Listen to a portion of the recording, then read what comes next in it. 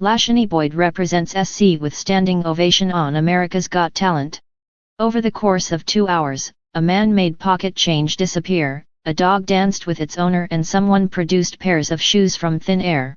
The vocal talent of Lachuné Boyd, however, was perhaps the most magical part of the June 27 episode of America's Got Talent.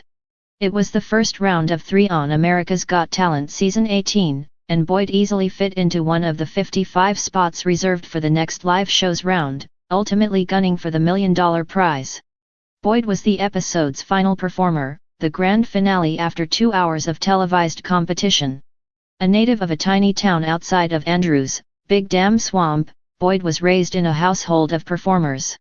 Whether at dinner, in church, or working on the tobacco farm, someone in the family was always singing.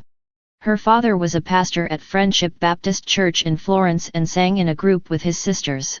The singing tradition was passed down to Boyd and her sister, who both began their careers in the church's youth choir. Yet Lachuné, the more inhibited daughter, never saw herself performing on a national stage. Instead, she has been pursuing her master's degree in music at the Southwestern Baptist Theological Seminary and teaching vocal lessons. By performing on America's Got Talent, Boyd is taking her own advice. As a teacher, she said, "You're always sitting on the opposite side of the piano, pouring into students, saying take the initiative. Don't be comfortable, go for it. Be yourself." It was time to step into her students' shoes and get out of her own comfort zone.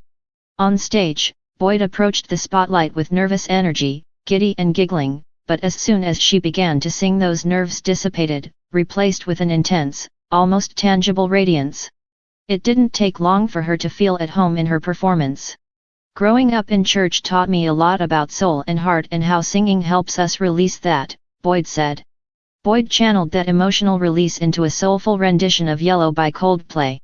She told the Post and Courier that, for her, the song evokes the word honor, reminding Boyd of her grandmother, the matriarch of her South Carolina family.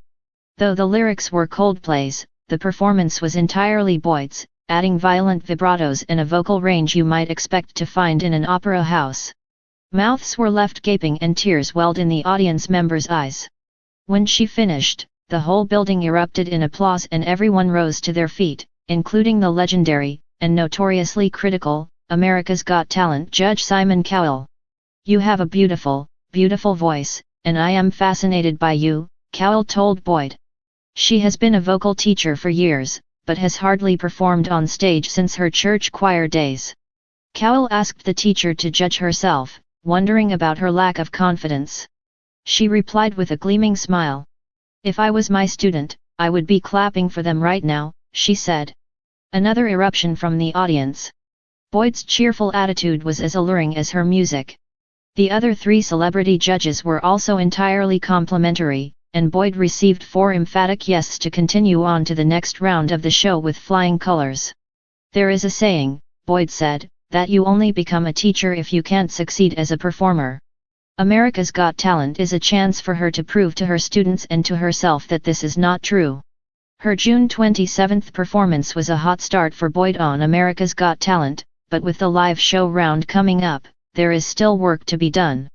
Boyd and her agent were unable to share the date when she would be back on the hit NBC show, but keep an eye out on Tuesday nights at 8 p.m. EST.